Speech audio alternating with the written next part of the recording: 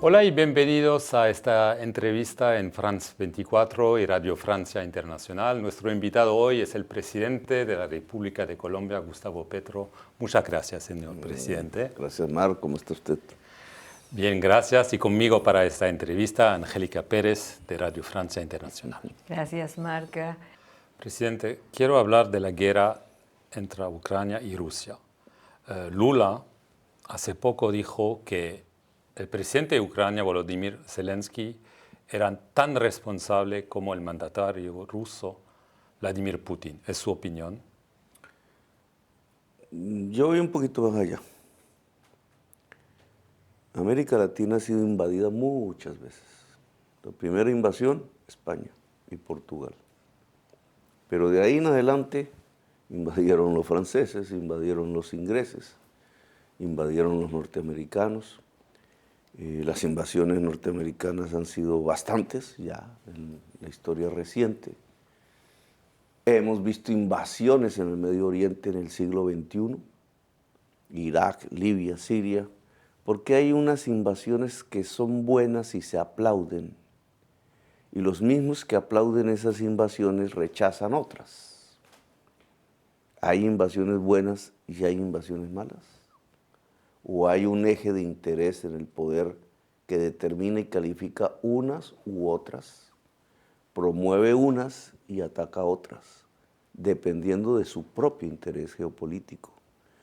Y en esa medida nuestros activistas, cuando se discutía el Tratado Internacional de Roma, de la Corte Penal Internacional, desde la sociedad civil, no estábamos en el gobierno, propusieron algo que me parece absolutamente pertinente para hoy.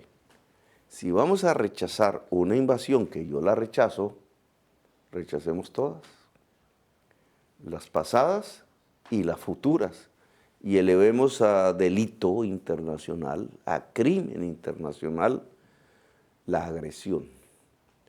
Toda agresión internacional, independientemente de quién la haga, sobre quién la haga, debe ser considerado un delito internacional juzgable en sus responsables personalizados. Pero el responsable es más Vladimir Putin que Zelensky en este caso. Eso es una discusión que se la dejo a usted, porque nosotros observamos... ¿O es Estados Unidos? No, observamos un juego OTAN que fue propiciando la construcción de una reacción rusa.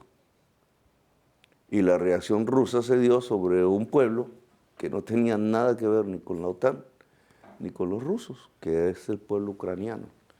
Ese juego que también se quiso imponer en la esquina suramericana a la que pertenezco, OTAN, rusos, la lucha comercial Estados Unidos, China, no representa los intereses de América Latina. Y en esa medida lo mejor que podemos hacer nosotros es tomar distancia y proponer la paz.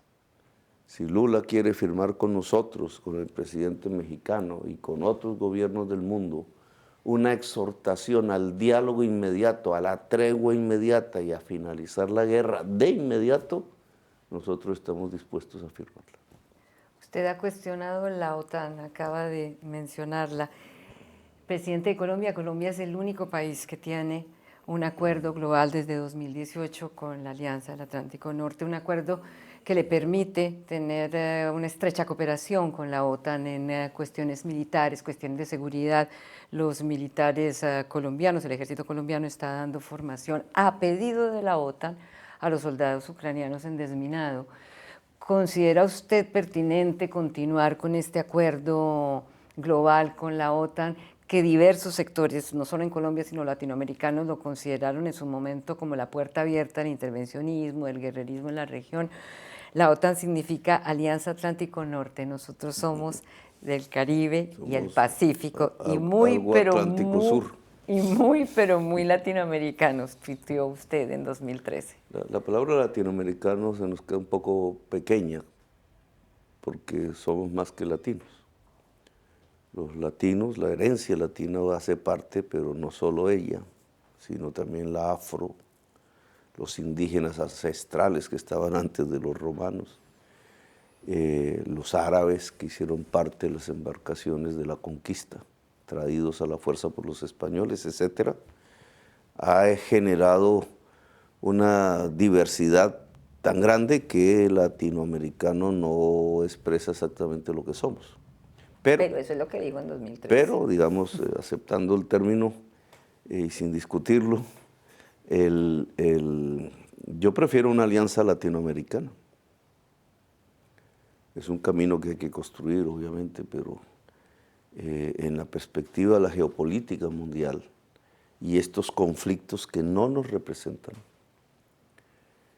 que no tienen que ver con fórmulas sociales diferentes, tiene que ver es con poderes económicos que se enfrentan, con incapacidades, por ejemplo la de Europa Occidental para pasar a las energías limpias, que la hizo depender del gas y al depender del gas ha provocado el conflicto. La incapacidad ha provocado el conflicto.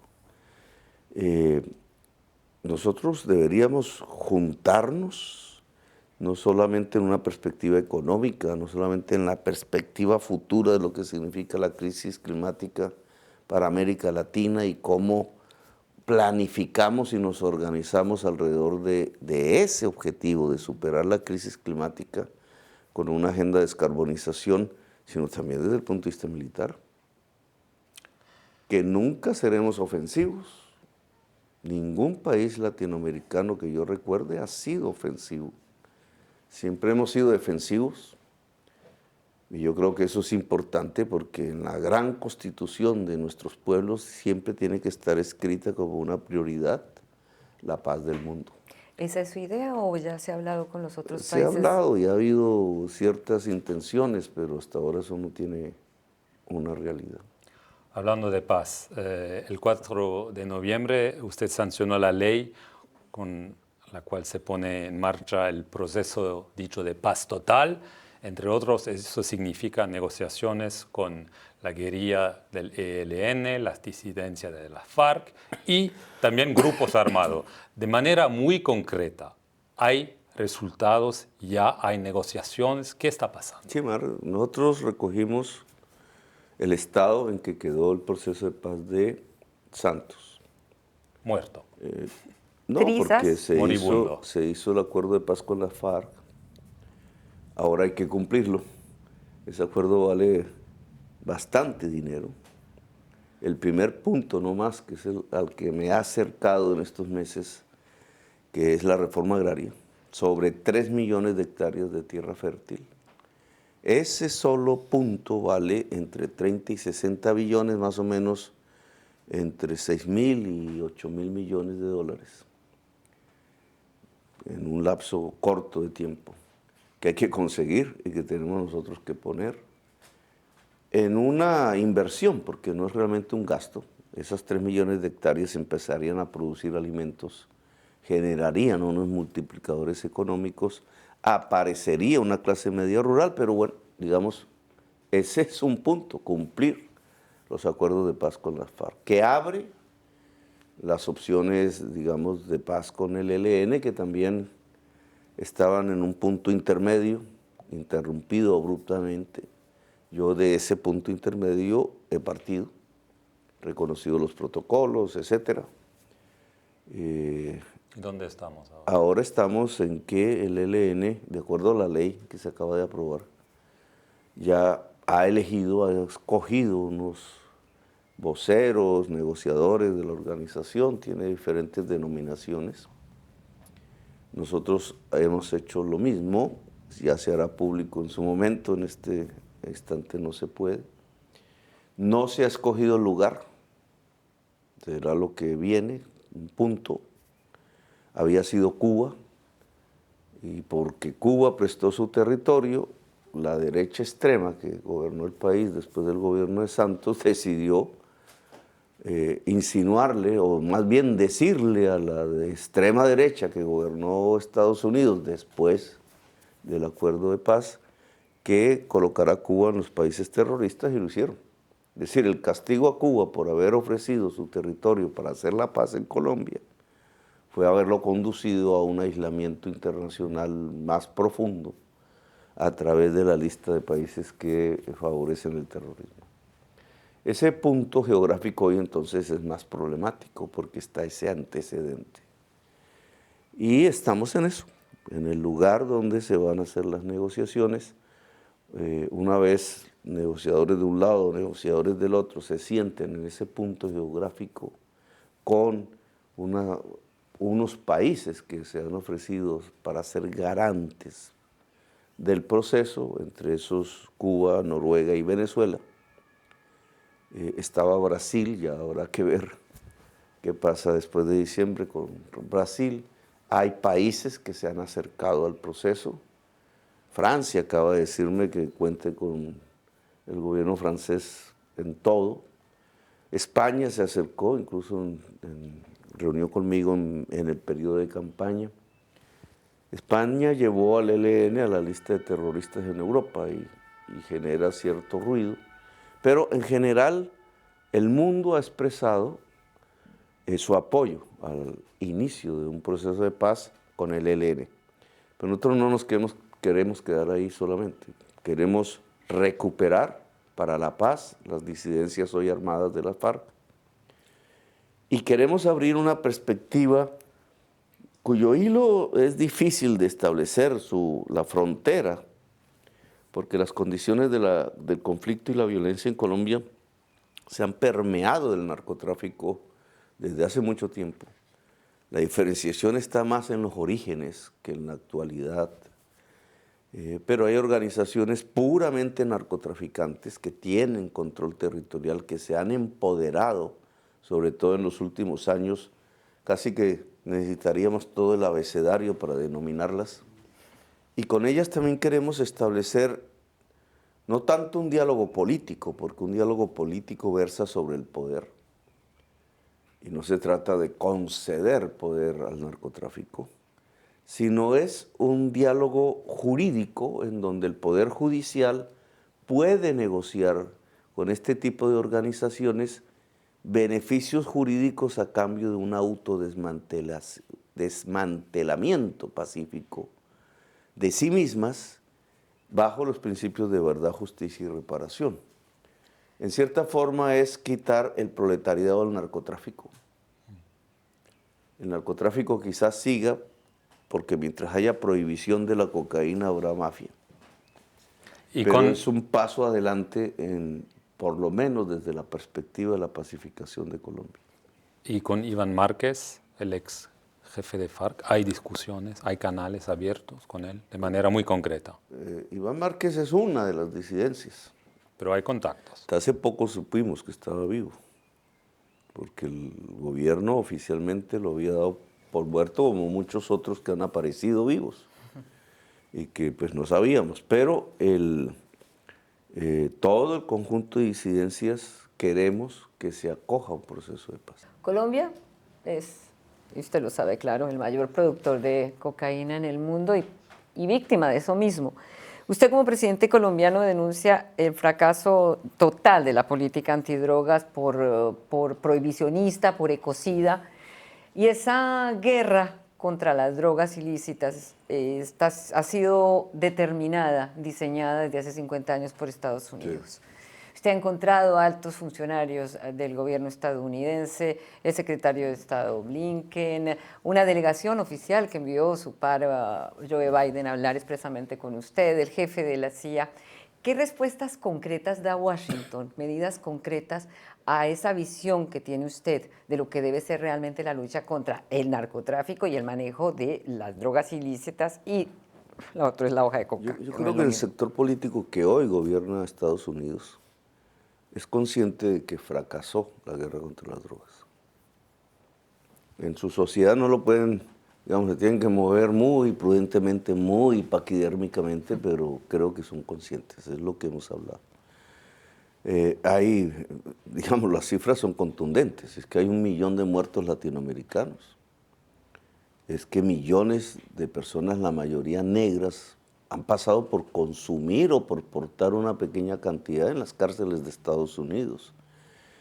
Es que las mafias son más poderosas que antaño el famoso Pablo Escobar, que palidece ante el poder hoy de organizaciones que pueden organizarte un ejército al mismo estilo de los Mariners, controlando territorios en cualquier parte de América, que pueden poner estados arrodillados como Haití, que pueden, digamos, desestabilizar a tal punto la democracia que han convertido a América en uno de los lugares más violentos. Señor presidente, ¿usted quiere la legalización en Colombia? Y también otra pregunta muy concreta, ¿usted quiere parar extradición de narcotraficantes a Estados Unidos? Bien, en primer lugar, la legalización en Colombia de la cocaína no sirve para nada. Nos bloquearían, nos aislaríamos del mundo. Sería incluso mucho más violento el fenómeno. En segundo lugar, lo que proponemos no es un liberalismo alrededor del consumo de las drogas, que algunas sociedades pues permiten, sino lo que proponemos es que todo el dinero destinado a una guerra fracasada, que son muchos, miles de millones de dólares, se dedique a prevenir el consumo, de tal manera que con la cocaína pase lo mismo que ha pasado con la nicotina. Hay sociedades que aún fuman, la nuestra ya no. En Colombia se puede demostrar que sin criminalizar el consumo de tabaco o cigarrillos, nicotina en general, con la campaña de prevención y con los cambios que la sociedad va teniendo en el tiempo, se redujo casi a cero ese consumo. No es fácil encontrar a alguien que fume en Colombia. ¿Por qué se puede hacer eso siendo legal el consumo de cigarrillo y no se puede hacer con la cocaína? Si las sociedades cambian en el tiempo, son más afectuosas, menos competitivas entre sí, si se hace esa inversión de miles de millones de dólares en prevenir, en educar, tenga usted la seguridad que el consumo de cocaína tenderá a cero en el tiempo. Y eso es lo que se trata, y no habrá muertos. No habrá este desastre en que se ha conducido América Latina en estos 50 años. Las perspectivas serían diferentes. Entonces, digamos, no hablo de descriminalizar simplemente para que entonces la cocaína se convierta en una especie de Coca-Cola en consumo en todo el mundo, ¿no? Hablo es de redireccionar la lucha antidrogas de tal manera que abandone sus aspectos militares violentos y represivos y ahonde en los aspectos de la salud pública y de la prevención, porque creo que es el camino más eficaz. Durante los últimos años, el presidente de Venezuela, Nicolás Maduro, ha sido considerado como persona no grata en la escena internacional. Hoy la emergencia climática nos emplaza a salvar la selva amazónica. Usted lo ha propuesto y Venezuela tiene que hacer parte importante de esta cruzada mundial para salvar la Amazonía. Así lo ha formulado usted en la COP27. Yo le pregunto, señor presidente, usted está dándole la mano a su homólogo venezolano para que retorne a la escena internacional como un presidente legítimo en una revitalización no solamente de la selva amazónica, sino tal vez de la selva de relaciones diplomáticas internacionales. Pues sí, pero también no solamente a escenarios como la COP, etcétera, sino también a las reuniones en México. Ahora, una vez termine este programa, voy hacia una mesa que se instala para hablar del tema con el gobierno francés, argentino, con delegados de la oposición y del gobierno venezolano, porque se trata de construir un camino efectivo que permita que las elecciones del 2024 sean un pacto social en Venezuela. Habrá elecciones en el 2024, pero estas no deben ser como las anteriores en el camino de una polarización, y los venezolanos no llegan a la violencia colombiana, pero podría ese camino llevar hacia violencias armadas incluso, sino a un camino de pacto. Fíjese usted que si uno mira el tema selva amazónica, crisis climática, etcétera, en Venezuela poco se ha discutido ¿Qué puede significar para un país que desde hace un siglo, casi desde los primeros tiempos del petróleo, vive del petróleo? Que ha sido rico dependiendo del precio internacional y pobre si el precio internacional se ha desplomado. El bloqueo ha provocado alguna discusión en Venezuela ahora sobre cómo puede Venezuela vivir sin petróleo. Pero creo que la discusión de la crisis climática la pondría sobre la mesa. Y a mí hasta me interesaría mucho que en esos acuerdos que tienen más con las medidas represivas que se han tomado, las que podrían tomar si la contraparte gana, sobre las garantías de las elecciones para el 2024, para ambas partes, se pusiera también en discusión para las fuerzas políticas venezolanas, qué va a hacer Venezuela cuando las demandas de petróleo se desplomen en los próximos años o décadas, precisamente para salvar la humanidad de la crisis climática. ¿Cuál la transición? ¿Por qué caminos se puede transitar hacia una economía productiva? Esa sería una agenda de un verdadero acuerdo político y de un verdadero pacto social. Obviamente yo no estoy allá, no puedo presionarlo. Lo que me interesa es que Venezuela esté en paz. Sí. Porque Colombia puede estar en paz también. Sí, pero, señor presidente, para muchos Nicolás Maduro no es el verdadero presidente de Venezuela porque hubo esta elección, está sospechado de crímenes de lesa humanidad por las Naciones Unidas y lo que usted está haciendo es legitimar a alguien que no lo merece. ¿Cuál es su respuesta? Esas son posiciones políticas. Naciones Unidas reconoce a Maduro. Pero Si no, no hubiera habla ido de crímenes si de no, lesa no hubiera ido a humanidad la también. Las violaciones de derechos humanos, que yo sí creo que han sucedido en Venezuela, han sucedido peor en Colombia. Y lo que he visto es abrazarse con los presidentes de Colombia, cuando han muerto miles de jóvenes fusilados por el ejército, cuando en la última manifestación de jóvenes mataron 100 y tienen 200 presos. ¿Y eso qué es? Le he propuesto a Venezuela, como le he propuesto a Colombia y como le propongo a América Latina, el que volvamos a fortalecer la Convención Americana como el gran tratado de derechos humanos de la región, desde Alaska hasta la Patagonia. Yo soy presidente porque me tocó acudir a la Corte Interamericana de Derechos Humanos para salvar mis derechos políticos. De lo contrario, de por vida me los habían quitado en Colombia. Y hasta puedo decir que por suerte, porque estoy vivo, porque si hubiera sido hace unos años atrás, el candidato presidencial de la izquierda hubiera sido asesinado. Es que en este tema de derechos humanos hay que hablar con autoridad moral. Y resulta que muchos que critican a otros tienen un peor problema en su propio país. Yo invité a Venezuela a ingresar al sistema interamericano. Es decir, ¿qué significa eso? Invité a Venezuela a aceptar una carta de derechos para toda su ciudadanía. Que en el pasado individuos concretos violaron derechos humanos o cometieron crímenes que se pueden calificar del orden internacional, pues para eso son las investigaciones.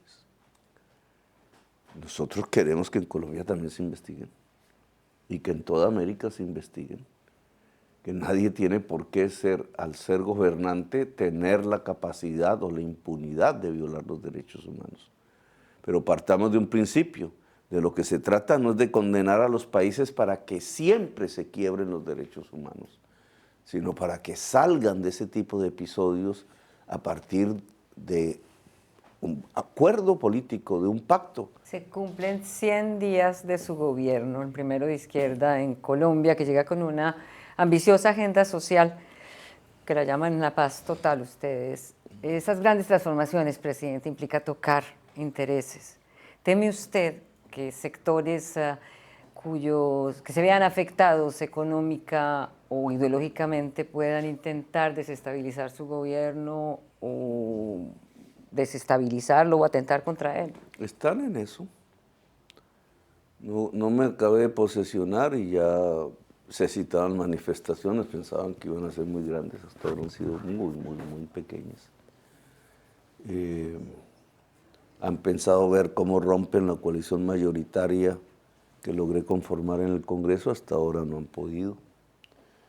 A diario la actividad en prensa colombiana es de desinformación. Acaba de salir como 2 o 3 encuestas, no he podido verlas bien, de los mismos medios de comunicación y dan 61, 60% de favorabilidad al gobierno y dicen que sí, pero la mayoría de los colombianos están en contra de sus políticas, entonces, porque ahí tenemos un 61% de favorabilidad. Digamos, hasta este momento, pero ha pasado muy poco tiempo, 3 meses, sí hemos sentido la intención, la acción, pero ha sido muy débil porque hasta este momento la fortaleza del gobierno es alta. En la sociedad, en la política, la construcción de ese frente que permitió ganar se mantiene sólida. Hemos logrado es atraer sectores que votaron contra nosotros, sectores de la sociedad. Millones de colombianos que votaron contra nosotros hoy están con nosotros. No digo que eso se va a mantener en el tiempo, pero hasta el momento eso nos ha permitido ser fuertes en el país. Gracias, señor presidente de Colombia, Gustavo Petro, y gracias a ustedes por su compañía, a los oyentes de Radio Francia Internacional y a los espectadores de France 24.